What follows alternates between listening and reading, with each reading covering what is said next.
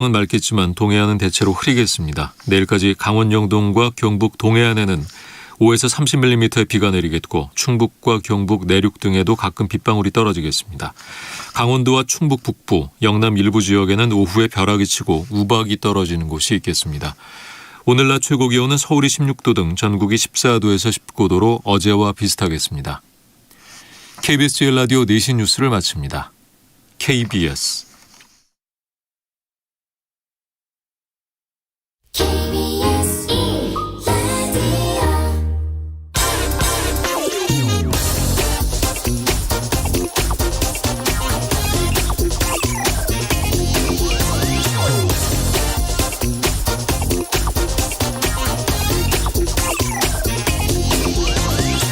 최근 유가가 무섭게 오르면서 정부가 유류세를 한시적으로 내리겠다고 방침을 밝혔습니다. 가계 부담을 좀 덜어주자는 목적인데 사실 유류세 인하는 저소득층보다는 고소득층에 훨씬 많은 혜택이 돌아갑니다. 2018년에도 한시적으로 유류세를 15% 낮춘 적이 있었는데 결과적으로 보면 당시 소득 하위 10% 계층은 연평균 15,000원 정도의 세 부담이 감소한 반면에 상위 10% 계층은 15만 9천 원으로 10배 넘게 줄어들었습니다. 고소득층일수록 휘발유, 경유 소비가 많기 때문입니다. 기름값이 국민들이 체감하는 물가의 큰 비중을 차지하는 만큼 이 유류세 한시적 인하는 필요하겠지만 지금처럼 고소득층에게 훨씬 더 많은 혜택이 돌아가는 이런 방식은 좀 고려돼야 합니다. 2018년 당시에도 이 같은 불합리한 점 때문에 소득에 따라서 유류세를 환급해주자 이런 방식이 좀 방안이 제시됐지만은 이거 시간이 많이 걸린다 이런 이유로 채택되지 않았습니다. 그렇지만 2008년엔 또 유류세를 그때 인하하는 대신에 저소득층에게 6만 원에서 24만 원까지 이 소득세 환급 방식의 유가 환급제를 실시한 바도 있습니다. 또 소득별로 바우처 형태로 유가 보조금을 지급하는 그런 방식도 가능한 방법입니다. 네, 경제와 정의를 다잡는 홍반장, 저는 KBS 기자 홍사원입니다. 홍사원의 경제쇼 출발하겠습니다. 유튜브 오늘도 함께 갑시다.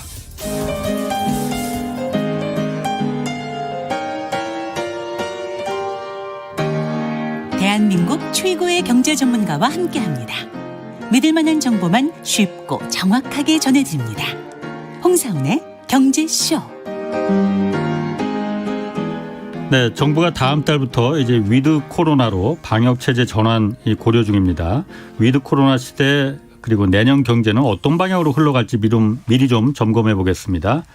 새로 출간된 위드 코로나 2022년 경제 전망 저자시죠. 김광석 한국경제산업연구원 경제연구실장 나오셨습니다. 안녕하세요. 네, 안녕하세요. 반갑습니다. 예, 처음 뵙겠습니다. 네, 오늘 처음 뵙습니다. 앞으로 좀 자주 좀 나와주시고요. 그렇게 하도록 하겠습니다. 네. 자, 먼저 2022년 그러니까 내년 위드 코로나 시대 경제 전망 이 분석 이 책도 좀 내셨어요. 네. 일단 내년 경제 전망 어떻게 하시는지 그거부터 좀 물어볼게요. 내년 경제가 어떻느냐라는 그렇죠. 그 질문, 대질문이신 거죠. 예, 예. 제가 매년 경제 전망서를 이맘때쯤 발간을 계속 해오고 있는데요. 예. 독자분들께는 2050년까지 하겠다고 약속을 한 상태입니다. 예. 근데 매년 전망서를 낼 때마다 그 해를 설명하는 하나의 점을 찍습니다. 예. 결국 그 점을 찍다 보면 선이 되니까. 예. 그래서 2020년 전망을 제가 대전환점이라고 표현을 했었고요. 네. 그리고 2021년을 이탈점, 그러니까 코로나19 충격으로부터 회복되는 구간. 예. 지금 회복되고 있잖아요. 예. 이탈점이라고 표현을 했고요. 예. 드디어 22년인데 22년은 회기점. 회기점. 네, 포인트 오브 터닝 백. 코로나19 이전 수준으로까지 경제가 회복된다. 예. 뚜렷한 회복세를 이야기하기 위해서 네. 그런 표현을 한번 써봤습니다. 그럼 그 회기점이라고 한다면은 코로나 이전 그러니까 2018년, 2019년 네. 그 시점으로 돌아가는 겁니까? 아니면 그 시점보다 좀 더 나아질 가능성이 있는 겁니까? 지금 경제를 보시면 지난주에도 IMF 경제 전망 보고서가 나왔지만 예. 세계 경제가 회복이 되긴 하는데 예. 주요국들마다 따로따로 회복됩니다. 따로따로. 예, 그런 표현입니다. 따로따로라는 표현이 영어로는 이제 다이버전트하다라는 표현을 썼는데 예. 조금 어렵게 표현하면 불균형 회복이라고 표현할 것 같아요. 예. 결국 백신 접종 속도에 따라서 예. 코로나19 충격으로부터 벗어나는 정도가 예. 다르기 때문에 예. 먼저 백신을 확보한 선진국들은 예. 뚜렷하게 회복돼서 예. 이미 22년이나 21년 하반기에 경제 회복이 진전되고 예. 그런데 지금 이 순간까지도 백신 보급하지 못한 나라, 예. 신흥국들, 특히 이제 아프리카 지역이나 저소득 국가 예. 이런 지역들이 있거든요. 그런 예. 지역들은 경제 회복이 무슨 말이냐, 예. 전혀 회복하지 못하는 예. 따로따로 갈 길을 가는 그런 모습으로 생각을 하시면 좋겠고요. 예. 우리나라는 그나마 다행히 예. 코로나19 나름 조기 대응을 성공을 해서 예. 선진국 반열에서 마치 21년 하반기나 22년 초 이쯤에 코로나19 이전 수준의 GDP로 예. 회복되는 느낌 이렇게 생각하시면 좋을 것 같아요. 그러니까 백신의 보급 그리고 백신 접종량의 접종률에 따라서 그러니까 경제 회복 속도가 좀 다를 것이다. 그렇죠. 그런데 지금 그렇게 따지면 미국이 가장 접종률이 높을 테니까 네. 미국이 가장 그러면 회복 속도가 빨라야 되는 거잖아요. 네. 미국이 사실 회복 속도 굉장히 빠르고요. 예. 그러니까 그런 것들을 보여주는 그 지표가 이제 달러화 강세. 예. 그 가장 대표적으로 보여주는 모습이라고 볼 수 있고요. 예. 그러니까 다시 말해서 세계 주요 선진국들이 뚜렷하게 회복되다 보니까 미국을 중심으로 예.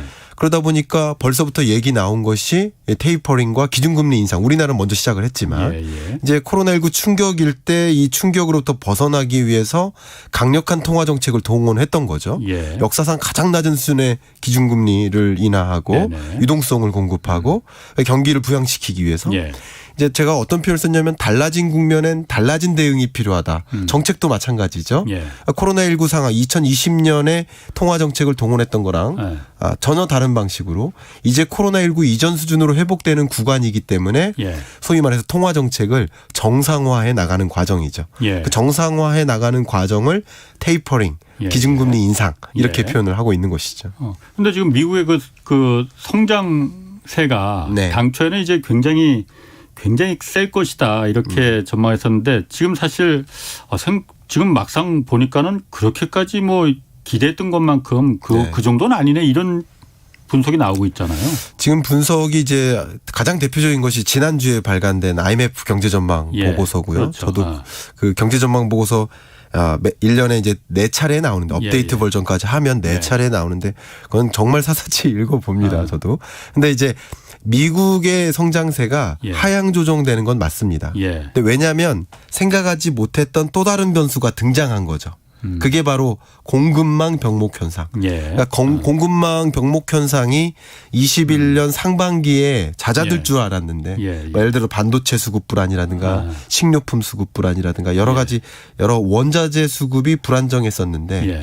그것이 21년 상반기에 마무리될 줄 알았는데 예. 하반기까지 혹은 22년까지 계속 연장될 것으로 보고 있는 거예요. 예. 그러니까 이런 것들이 소위 물가 상승을 만들고 인플레이션 우려를 만드는 거죠. 예. 그렇기 때문에 그런 것까지 높은 물가 상승세까지 반영해서 이제 금리 인상이 더 생각했던 것보다 더 빠르게 예. 필요하다라고 시장에서 보고 있는 거라고 볼 수 있는 거죠. 그렇군요. 저희 경제쇼 패널들 이제 이런 그 거시적인 경제, 국제 경제를 좀 다루시는 분들한테 다 이제 좀 물어보거든요. 네네. 왜냐하면은 어떻게 생각하는지 네네. 생각이 다 다를 수 있습니다. 그럼요. 분석과 다 나름대로의 논리가 있으니까. 그럼요. 그러니까 앞으로 지금 스태그플레이션이 올 가능성이 높다라는 부분에 네. 대해서 어떻게 생각하냐를 제가 다 물어보거든요. 너무 좋습니다. 왜냐하면 그게 서민들이 제일 괴로운 거잖아요. 네. 정말 1970년도에 그 파괴적인 스태그플레이션이 왔을 때 제일 타격을 받은 게 항상 그렇지만 서민들이니까. 네. 그 스태그플레이션 우려에 대해서는 어떻게 보십니까? 자, 우려가 커지는 건 맞습니다. 예. 근데 먼저 결론부터 말씀드리면 예. 스태그플레이션은 아닙니다. 아하. 근데 결론은 뭐냐면 체감적 스태그플레이션이다. 체감적. 그러니까 실질 정의상에 예, 우리가 예. 경제를 판단할 때 정의상으로는 절대 스태그플레이션이 될 수 없습니다. 정의상으로는 그래가 물가도 계속 오르고 경기도 안 좋고 그래서 실업률도 높아지고. 맞습니다. 그러니까 인플레이션 현상을 먼저 진단을 해야 되는데 그러니까 그냥 인플레이션 고물가이고 고성장이면 견딜만 해요. 예. 그리고 저물가이고 저성장이면 그나마 견딜만 해요. 예. 근데 고물가이고 저성장이면 견디기가 힘든 거죠. 그렇죠. 그걸 가장 최악의 경제라고 보통 표현을 예, 하는 건데 그럼 한번 진단을 해보죠. 예. 인플레이션. 그러니까 여러분들이 아마 우리 청취자 여러분들이 체감하시기에는 예.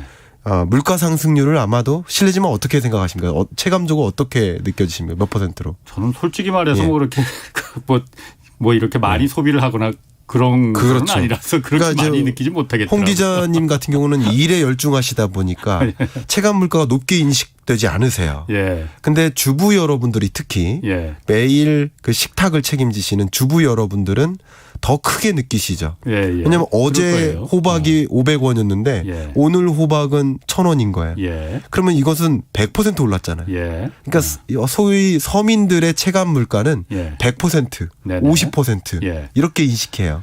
예. 그러나 이건 체감 물가인 거고요. 그것을 존중합니다. 체감 예. 물가가 굉장히 높다는 사실.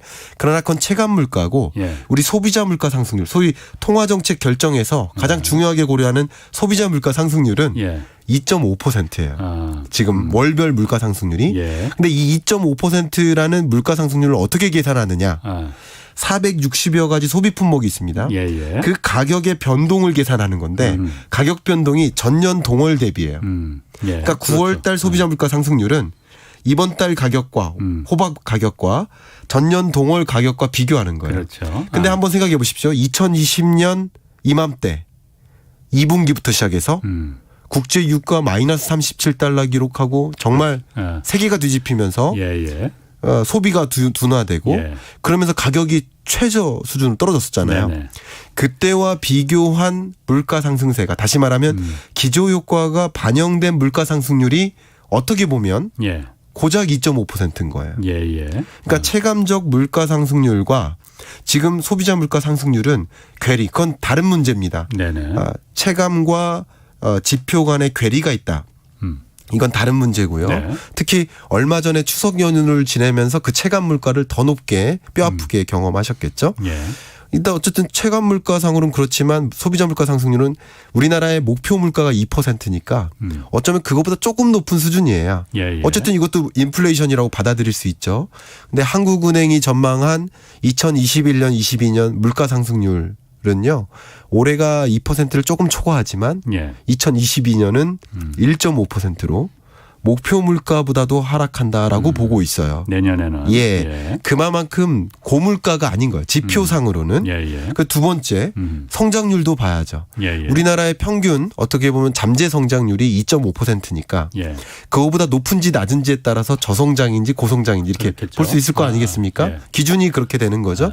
근데 올해 성장률이 대략 4%. 예. 그리고 내년 성장률이 대략 3%. 예. 이렇게 제가 경제전망서에 전망을 하고 있는데 그것은 국제기구나 그런 판단이 그렇게 다르진 않습니다. 예, 맞습니다. 그런 것처럼 성장률이 3% 수준이면 우리나라 성장률 치고는 좀 높은 편이에요. 예. 그러니까 진단상에서 지표상에서 스태그플레이션이라고 정의 내리기는 어렵다는 거예요.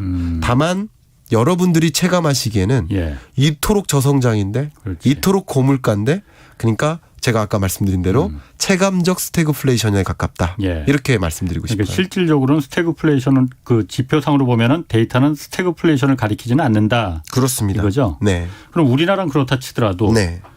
어쨌든 전 세계가 뭐 지금 거의 연결돼 있으니까 뭐 미국이나 중국 이렇게 보면 어떻습니까? 우리나라는 상대적으로 좀 양호한 상태라고 하거든요. 맞습니다. 그 스태그플레이션이나 인플레이션 측면에서는 상대적으로 좀 양호하고요. 예. 미국이나 주요국들은 예. 인플레이션이 정말 심각해서 예. 스태그플레이션에 가깝다라고 설명하기도 합니다. 예. 실제 예를 들어 브라질이나 이런 나라들은요. 터키 예. 이런 나라들은 지금 경제가 회복되지도 않았는데 예. 너무나 고물가니까. 예. 그러니까 이런 신흥국들은 왜 그러냐 하면 예. 원자재 가격에 대한 의존도가 높아요. 예. 왜냐하면 원자재가 예를 들어서 원유라든가 뭐 철광석이라든가 이런 원자재가 자기 국가의 GDP에서 상당한 비중을 차지하기 때문에 네. 그 가격이 상당한 소비자 물가를 이루는 게 사실입니다. 예. 그렇기 때문에 굉장한 고물가에 시달리고 있고 그렇기 때문에 어쩔 수 없이 경제 회복도 안 됐는데 어쩔 수 없이 먼저 금리를 인상하기 시작했죠. 그것도 굉장히 4차례, 많이 5차례. 올렸죠. 예. 그러니까 결국은 이제 스태그플레이션에 가까운 모습들이 예. 펼쳐지고 있는 것도 사실입니다. 아. 저는 앞에 말씀은 이제 한국을 중심으로 말씀드린 예. 거예요. 다만 이제 스태그플레이션을 진단하실 때 예. 지금 몇 개월 동안의 현상만 가지고 보기보다는 적어도 중기적이란 얘기는 1년 정도, 예. 12개월 정도를 지켜보면서 예. 스태그플레이션 여부를 판단하는 것인데 다행히도 주요 모든 국제기구가 월드뱅크, IMF, OECD 모두 다 똑같이 22년 물가 상승세가 안정화될 것이라고 보고 있어요. 왜냐하면 아까 말씀드린 대로 물가 상승률이라는 개념 자체가 20년과 비교한 것이기 때문에 20년 전년 동월 대비 가격 상승분을 가중평균한 거라고 볼 수 있기 때문에 당연히 21년은 상승률이 높아요. 어떻게 보면 경제성장률도 그건 당연한 거겠죠. 너무 높게 나타나요. 코로나 때문에 그랬으니까. 그렇죠. 예, 그렇게 보시면 좋고 그런 기저효과가 이제 감안되는 과정에서 차감되어 가는 과정에서 22년에는 안정화된다. 뭐 굉장한 고물가다 이렇게 보진 않습니다. 그러니까 미국마저도 21년보다 22년이 물가 상승률이 더 높아진다 이렇게 보진 않습니다. 근데 미국은 사실 좀 믿지를 못하겠더라고요. 왜냐면은 지금의 물가 상승이 일시적이라고 계속 했잖아요. 이거 곧 진정된다고. 그러니까 인플레 걱정할 필요 없다고. 근데 그게 벌써 5달, 6달째 지금 계속되고 있지 않습니까? 그러면서 미국 중앙은행도 그 연방준비제도도 일시적이라고 말한 건 좀 뭐 잘못했다고 직접 시인하지는 않았지만은 상당 기간 지속될 것 같다라고 뭐 말하고 있잖아요. 결국 이제 페드도 경제를 전망하는 거고요. 뭐 저도 그렇지만 주요 경제 연구기관이나 국제기구들 경제를 전망하는데 경제를 전망하려면 항상 전제를 깔아야 될 게 있습니다. 그 전제 중에 하나는 코로나19 확진자가 이 정도의 스탠스를 유지할 것이다. 예를 들면. 그러니까 그 전제들이 있어요. 그러니까 공급망 병목 현상이 2021년 연내에는 잡힐 것이라고 전제했었던 거죠. 모든 경제 전망이. 근데 그 경제 전망의 전제가 바뀌면 수정 전망해야 되잖아요. 그러니까 그것을 저는 이제 공격적으로 나쁘게 판단하기보다는 당연히 수정 전망하는 거예요. 우리가 내비게이션 찍고 부산에 가는데 서울에서 부산 가는 동안 갑자기 사고가 어디에 있어서 교통이 30분 지연됐어요. 그러면 이제 도착하는 시간이 수정되어서 다시 얘기를 할 수 있는 거잖아요. 마치 그런 것처럼 기존에 출발할 때의 전제와 중간 부산까지 가는 중에 전제가 바뀔 수 있는 거잖아요. 역시 마찬가지입니다. 경제는 생물이기 때문에 다이내믹하기 때문에 계속 이런 그래서 IMF도 전망을 4번 합니다. 1월, 4월, 7월, 10월 이렇게 4번 합니다. 계속 업데이트하는 거죠. 그런 기존의 전제가 그대로 유지됐으면 전망폭이 수정폭이 크진 않고요. 전제가 완전히 뒤바뀌면 수정폭이 어마어마하죠. 가장 대표적인 게 2019년 10월에도 경제 전망을 했을 거 아니에요? 그렇죠. 더 중요한 게 2020년 1월에도 경제 전망을 했을 거 아니에요. 20년이 어떨 것이다. 근데 1월 중순이나 2월부터 팬데믹이 시작됐잖아요. 그건 감안되지 않은 전제였던 거예요. 예상 못했어요. 그렇죠. 그러니까 그런 전제가 반영되면서 수정폭이 크게 낮아진 거죠. 그러니까 예를 들면 세계 경제 성장률을 대략 한 3%로 봤어요. 19년도에 20년을 봤을 때. 근데 실제 20년 세계 경제 성장률은 마이너스 3.1%거든요. 그렇죠. 그러니까 코로나19 충격이 6.1%포인트 작용했다라고 판단을 하는 거죠. 결과적으로. 그만큼의 돌발 변수가 발생하면 수정 전망하는 것이지 그게 전망이 틀렸다 이렇게 판단하지는 않습니다. 그렇군요. 그럼 먼저 세계 경제 전망 그다음에 한국 경제 전망 이렇게 좀 그 순서를 그렇게 해서 한번 좀 나눠볼게요. 네, 맞습니다. 세계 경제가 그러면 지금 어쨌든 미국이 어쨌든 가장 중요합니다. 미국이 이제 뭐 그 테이퍼링이라고 해서 돈 푸는 거 이거 좀 줄여들면서 아직 시작은 안 했죠. 이제 곧 시작한다고 하는데 그리고 금리도 원래는 한 2년 뒤 뭐 2023년 이때쯤 올리지 않겠느냐 했는데 그 예정도 좀 당겨지는 것 같아요. 좀 내년에 올릴 수도 있다고 하고. 기준금리 미국의 기준금리 이거는 어떻게 좀 보십니까? 그 기준금리는 조만간 제 생각에는 11월쯤에 어떻게 테이퍼링을 시도할 것이다 라는 그 방향성을 발표할 겁니다. 11월이나 늦어지면 12월, 1월 뭐 이렇게 될 거죠.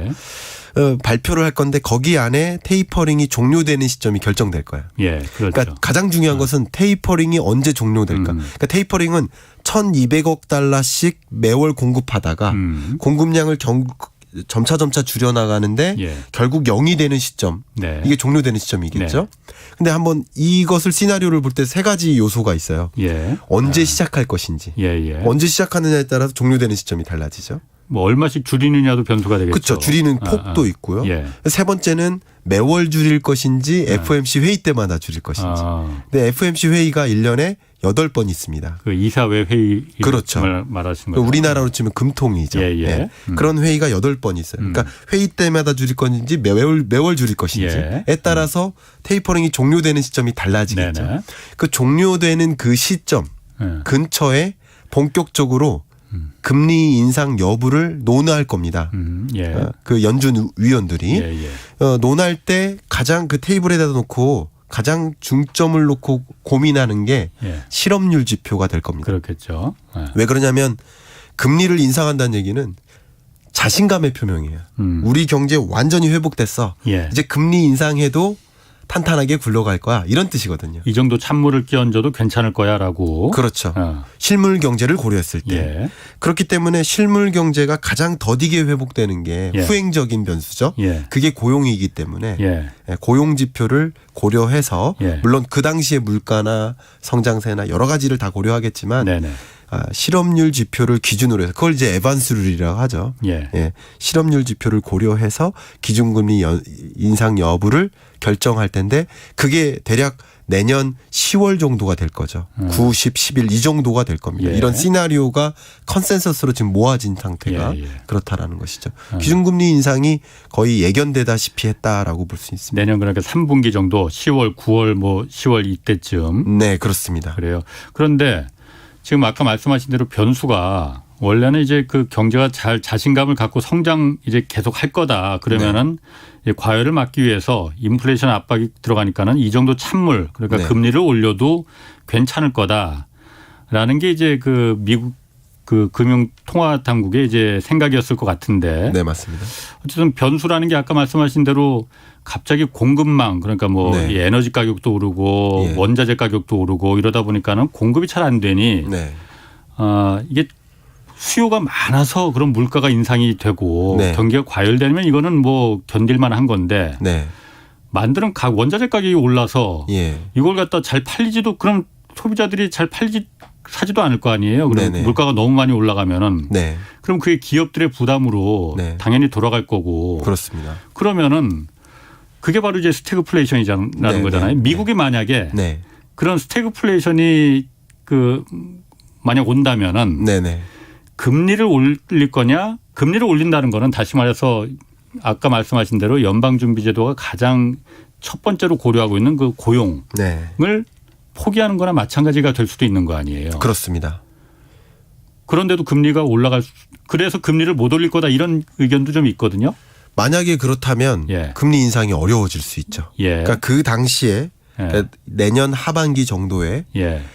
물가 상승률이나 예. 실업률은 이제 실물 경제를 대표하고 예. 그리고 고물가 인플레이션 여부를 진단하는 물가 상승률 예. 두 가지가 가장 중요한 잣대로 보여질 텐데 예. 그걸 검토했을 때 스태그플레이션이라고 판단되면 예. 이러지도 저러지도 못할 겁니다. 예. 근데 연준의 가장 중요한 예. 의사결정의 잣대는 제가 보기에는 실업률입니다. 실업률. 예. 그러니까 적정한 수준의 물가 상승세는 예. 감안하겠다로 예. 갈 것이라고 보여지고 예.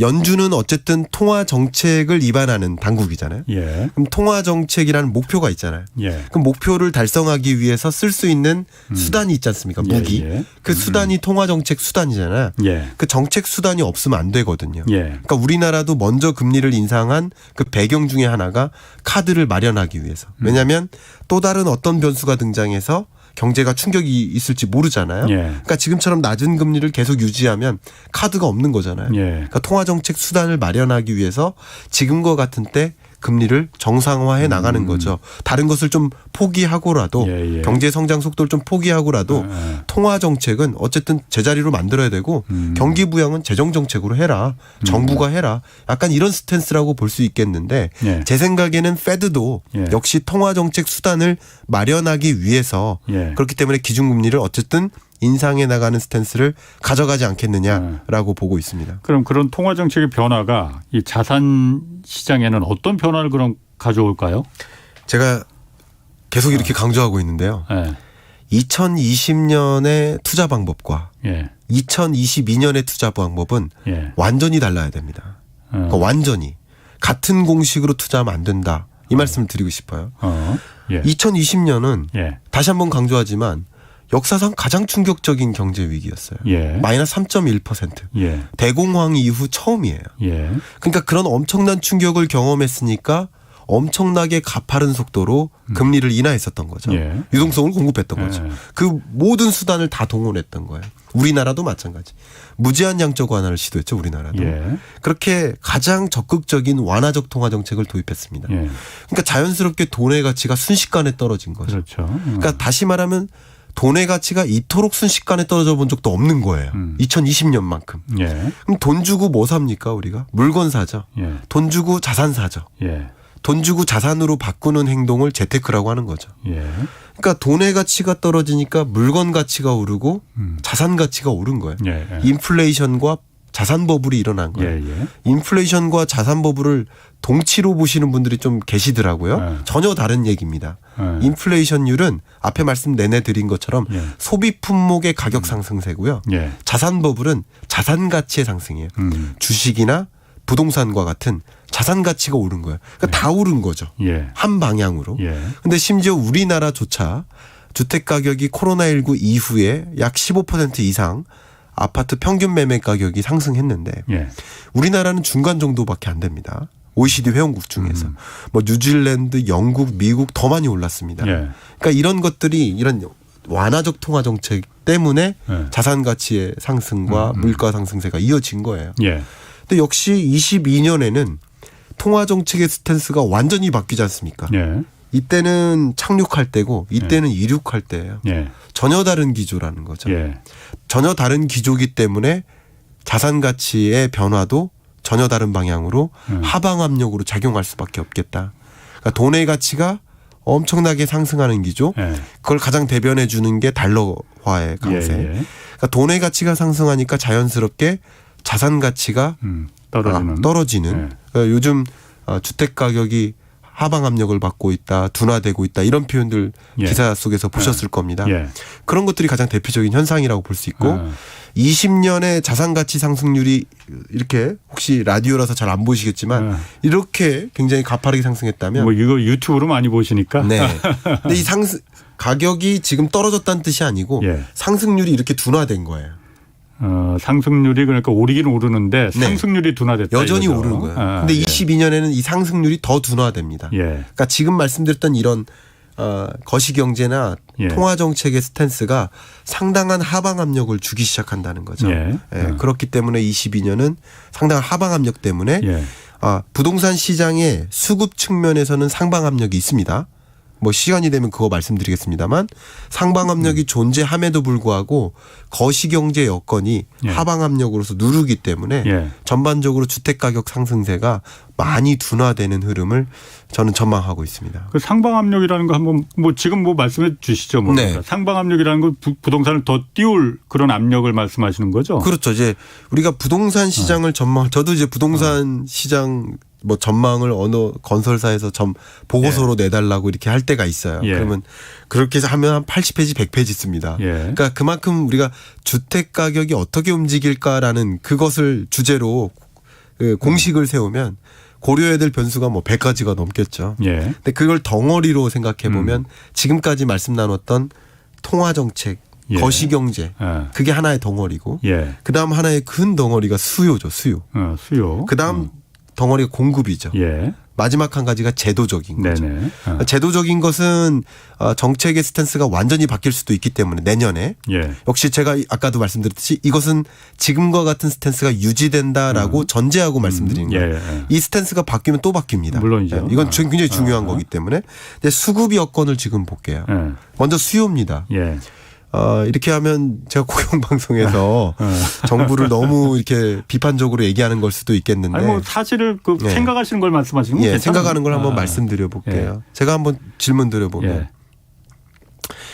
양치기 소년이 10번 연속 늑대가 나타났다. 근데 늑대가 안 나타나요. 그럼 이번에 또 한 번 늑대가 나타났다 하면 나타났다고 믿으십니까? 안 믿죠. 보통은 안 믿죠. 그 이솝우화에 담긴 이야기처럼 정부가 이 신정부가 등장한 이래로 계속 고점이다. 떨어질 일만 남았다. 공급 폭탄이다. 예. 추격 매수하지 마라. 더 이상 안 오른다. 예. 뭐 이런 말씀들을 소위 의사결정자분들이 계속 해오셨어요. 예. 근데 그랬는데도 안 잡혔잖아요. 그래서 지금 일어나는 현상이 뭐냐면 패닉 바잉이죠. 그러니까 조급하죠. 예. 너무 많이 당하셨거든요. 그래서 이참에 이 시국에라도 집을 사지 않으면 나는 영원히 집을 못 샀겠다. 라는 그런 감정으로 패닉 바잉 매수세가 강하게 연결되고요. 뭐 실제로 그렇습니다. 그렇죠. 예. 그것을 이제 제가 책에다가는 그 지표를 뭐라고 제시했냐면 매수 우위 지수를 볼 수 있습니다. 여러분들도 보실 수 있는데요. 매수 우위 지수가 역사상 고점이에요. 그러니까 단적인 증거예요. 수요가 굉장히 강하게 떠받쳐 주는 거고, 그리고 20년, 21년보다도 22년에는 구매할 수 있는 소득 여건이 개선돼요. 고용이 회복되기 때문에. 전반적으로. 그렇죠. 그런 것들이 이제 매수 우위 지수를 더 강하게 만들 겁니다. 다만 하방 압력으로 작용하는 것 중에 하나가 금융 정책이죠. 앞에는 통화 정책이라고 했는데 금융 정책은 대출 규제를 강화하죠. 그래서 실거주자들도 대출 받기가 어렵고 그럼 대출 받는 비용이 더 커지니까 수요가 하방 압력을 또 있어요. 그러니까 상하방 압력이 있는데 매수세라는 것을 본다면 어쨌든 상방 압력에 해당됩니다. 그다음 공급이에요. 공급에는 크게 두 가지입니다. 기존 주택 공급과 신규 주택 공급. 그럼 기존 주택 공급을 먼저 볼까요? 기존 주택 공급은 쉽게 말해서 교체 수요라든가 다주택자들이 집을 정리하는 그런 공급 물량인데 이미 제가 뭐 그런 식으로 표현을 했었는데 지나가는 나그네한테 바람을 막 불면서 태양한테 누가 먼저 이거 벗길까 바람을 붑니다. 그러면 안 벗는다 이거죠. 벗습니까? 안 벗습니까? 안 벗죠. 그러니까 지금의 조세 정책으로는요. 다주택자들이 차익을 예를 들어서 차익 중에 80%를 세금으로 내라 그러면 5억 벌었는데 예를 들어 4억을 내라 그러면 아무도 낼 사람이 없어요. 그래서 지금 시장에 혼란이 옵니다.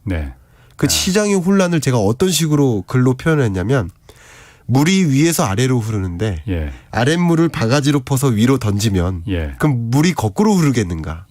물만 더 튄다 이거야. 시장에 혼선이 있는데 부작용이 있는데 그 부작용이 뭐냐면 매도로 연결이 안 되고 증여가 늘어납니다. 그래서 매매 거래는 줄고 증여 거래가 증가해요. 굉장히 기이한 현상이 일어나요. 역사상.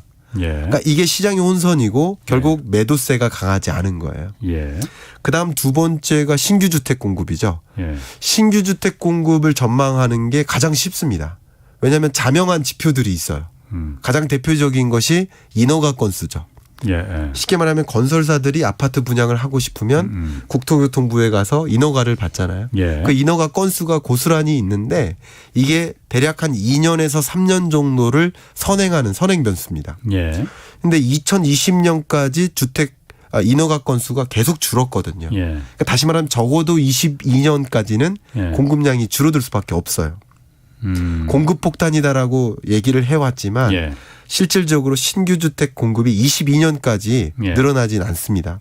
그런 관점에서 기존 주택이든 신규 주택이든 다 공급량이 늘어나지는 못해요. 근데 매수세는 강하니까 이 수급 여건에서는 상방 압력이라고 볼 수 있죠. 근데 이 말씀을 한번 비교해 보시면 20년, 21년과 잠깐 비교해 볼게요.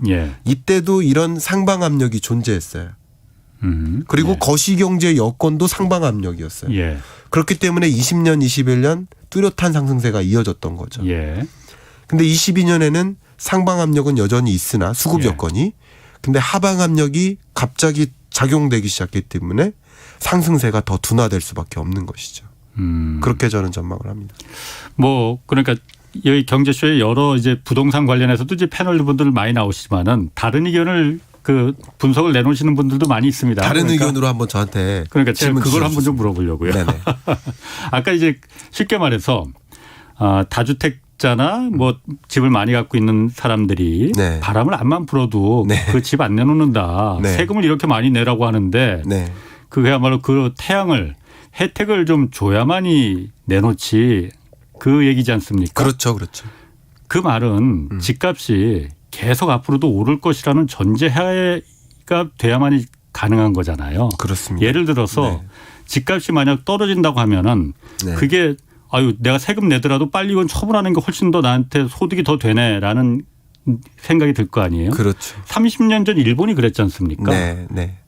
그 경우가 그 시나리오가 네. 한국에서는 절대 나오지 않는 겁니까? 그러면은 집값이 절대로 떨어질 가능성이 없다 이런 전제가 돼야만이 다주택자들은 집을 내놓지 않을 것 같은데 네. 뭐 저는 다주택자는 아니지만은 네. 제가 만약 집을 한 채 더 갖고 있다 하더라도 절대로 이거 내가 뭐 세금 다 내느니 네. 나 이거 집값 더 오를 테니까 계속 갖고 있겠다고 생각하겠지만은 네. 집값이 막 앞에서 뚝뚝 떨어지면은 네. 빨리 처분해야겠네라는 생각이 들 것 같거든요. 네.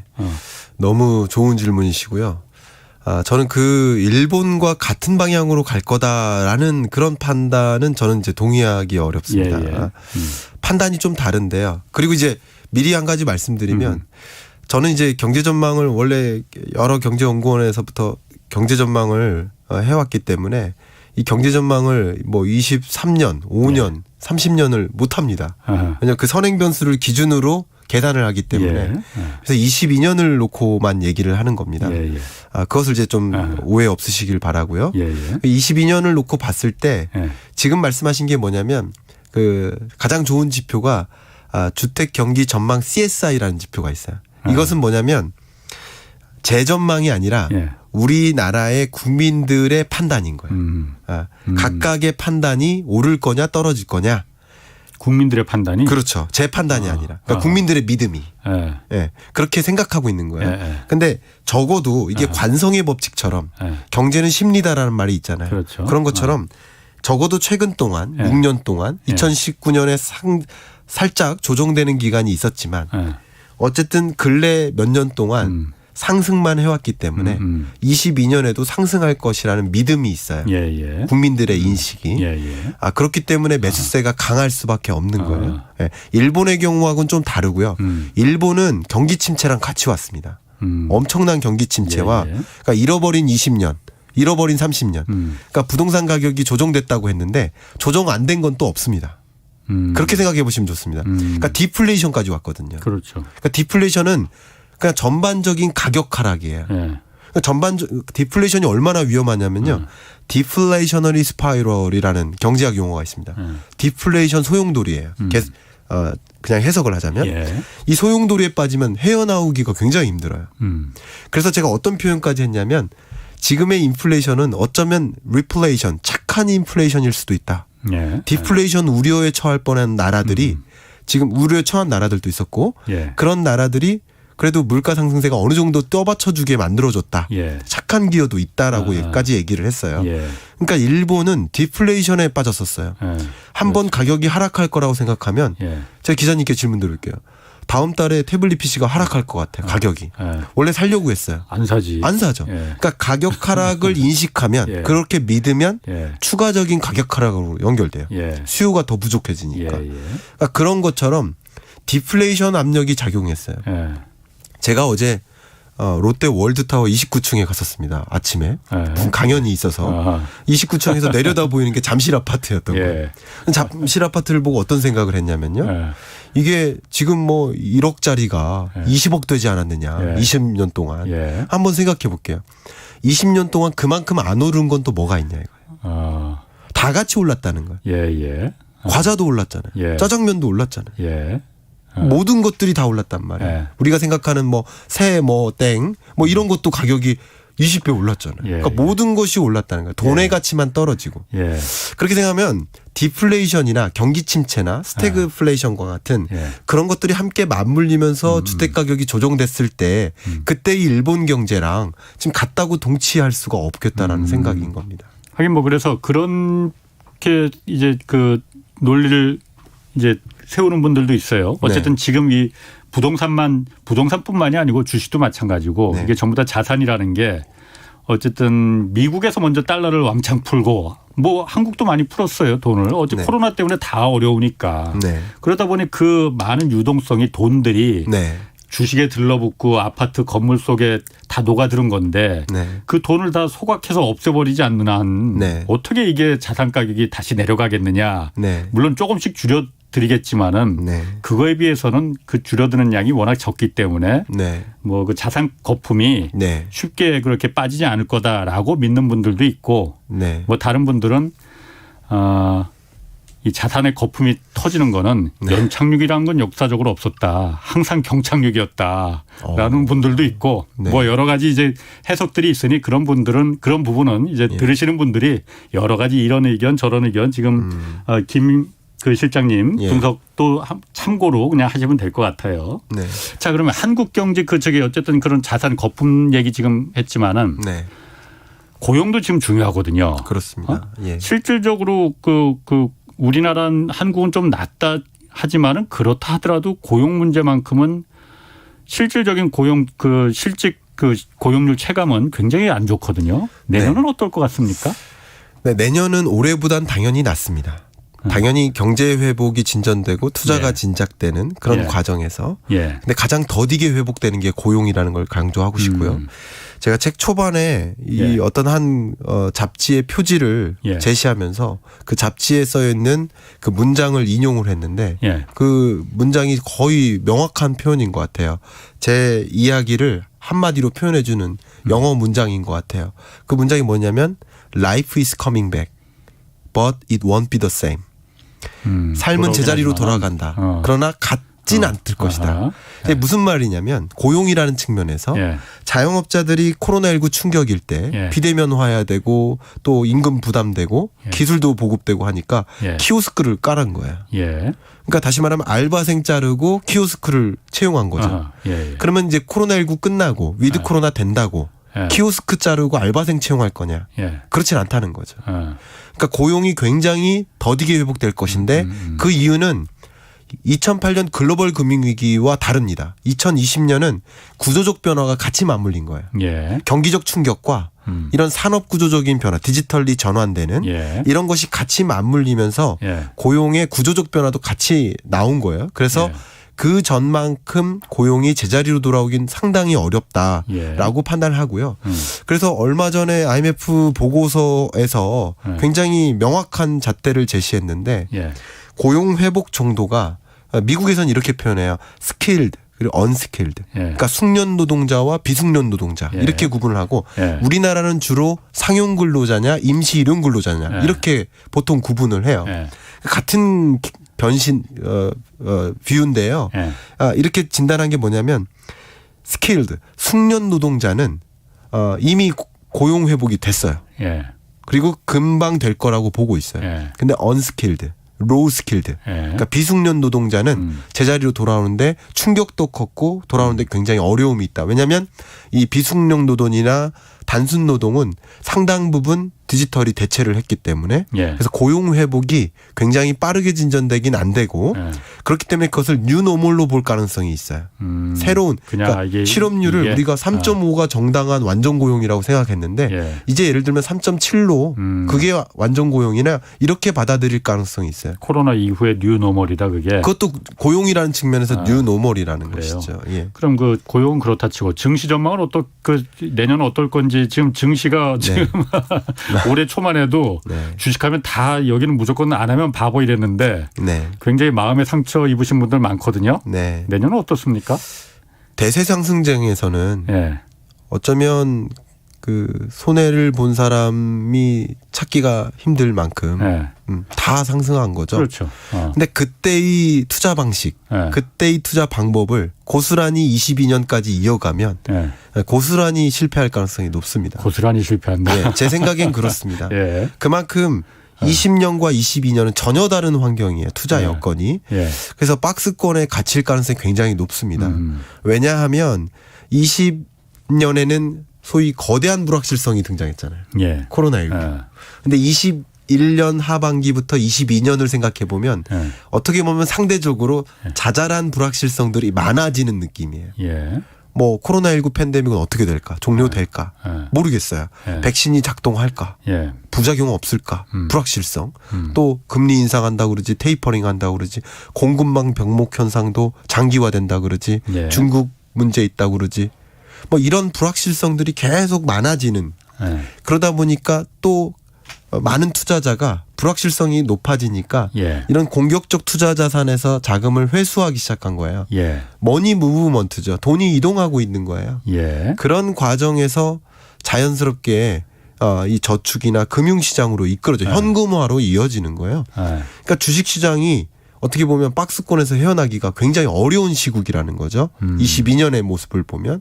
예. 더군다나 선진국 중심이고 달러화 강세가 계속 전개된다라는 그런 스탠스를 본다면 신흥국이나 한국과 같은 이 코스피는 뭐 굉장히 뚜렷하게 회복되기는 어렵지 않겠느냐 이렇게 보고 있습니다. 내년 그 주식 증시 전망은 다들 비슷하네요. 그렇게 뭐 밝게 보는 분들이 그렇게 많지 않네요. 네, 긍정적 요소보다는 이런 하방 압력이 더 지배적이기 때문에 마치 이제 비유를 하면 소나기와 같은데 굳이 이 장에 머물 필요가 있겠느냐. 저는 그래서 포트폴리오에서 현금 보유 비중을 좀 늘리는 것도 방법이고 더군다나 많은 은행들이 경쟁하잖아요. 이 현금으로 이동하니까 우리 은행으로 수취하기 위해서 특판 상품을 계속 내겁니다. 뭐 5% 이런 적금 상품 이런 것들도 나오니까 그런 것을 활용해서 소나기를 피해서 현금 보유 비중을 늘렸다가 또 어떤 투자 상품을 생각해보는 그런 게 어떨까 하는 의견을 드리고 싶어요. 유튜브로 다르마님이 그 아까 부동산 관련해서 질문을 좀 주셨는데 네. 인구 감소도 변수지 않습니까? 네. 그 50대 60대 인구 합이 3분의 1 한 1,600만 정도 된다는데 노령화로 이 시대를 은퇴 시작하면은 부동산 이 가격이 변곡점이 되지 않겠느냐 이렇게 물어보셨거든요. 인구 감소가 지금 어쨌든 큰 변수 아니냐라는 얘기거든요. 네. 자, 인구 감소 부분은요. 이게 어제 오늘 일은 아닙니다. 이게 중요한 게 이게 전년 올해를 비교할 일은 아닙니다. 고령화율이 진전되고 저도 인구도 굉장히 주시를 많이 하고 있는 변수라고 생각하는데 이것은 이제 전년 올해를 결정짓는 게 아니라 구조적인 변화예요. 중장기적인 변화. 그렇기 때문에 이것은 인구라는 측면을 고려하면 그걸 고려해서 22년을 전망하면 큰 변수가 안 된다는 거예요. 인구는 엄청난 급등락이 아니라 근데 중장기적으로는 고려해야 됩니다. 중장기적인 고려 요소라 이거죠. 그렇죠. 그런 면에서 제가 인구를 고려한 주택 시장을 의견을 드리면 저는 이제 22년까지밖에 전망을 못 하는데 2030년, 40년 어떻게 될까라는 그런 저의 의견을 생각한다면 저는 이거는 전망이라고 표현 안 합니다만 제 믿음이죠. 인구의 변화보다 더 중요한 것은 가구의 변화다. 첫 번째. 왜냐하면 인구는 감소하지만 가구 수가 늘어요.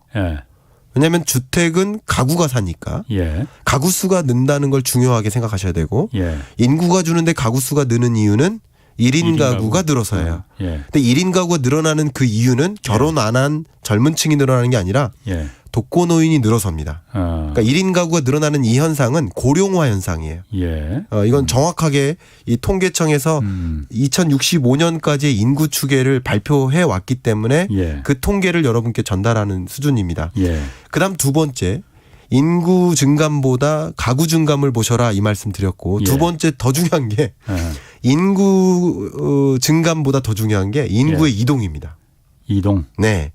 인구의 이동이 계속 2065년까지 안타깝지만 비수도권의 인구가 급격히 감소하고요.